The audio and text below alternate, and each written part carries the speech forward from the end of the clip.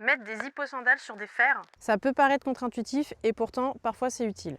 Premier cas de figure, on peut parfois avoir des chevaux qui sont ferrés et qui malheureusement ont une corne qui va trop s'effriter et on est sur le point de perdre un fer, ou parfois on perd littéralement un fer mais on n'a pas la possibilité de déferrer l'autre antérieur ou l'autre postérieur qui a perdu le fer. Et dans ce cas-là, avoir une protection d'appoint pour pouvoir continuer sa pratique ou l'activité du cheval sur le moment, ça peut être intéressant de mettre une hipposandale à ce moment, mais ce n'est qu'une solution d'appoint. Deuxième cas de figure, protéger un pied dans le cadre d'un protocole de soins. On peut avoir un cheval qui va présenter à son pied différentes pathologies ou qui a eu une intervention chirurgicale par exemple, et on a un cheval qui va être ferré, mais on a la nécessité de garder cette zone du coup au propre et la plus saine possible le plus longtemps possible. Dans ce cas-là, on peut utiliser une hipposandale pour venir protéger de cette zone. Troisième cas de figure, le couvre-fer. Parfois, quand on doit sortir du domicile pour une compétition ou pour une randonnée ou pour plusieurs jours, on a besoin d'avoir son cheval qui soit gardé en paddock ou dans des petits troupeaux, et par contre, on a l'interdiction d'avoir des chevaux qui sont ferrés au postérieur.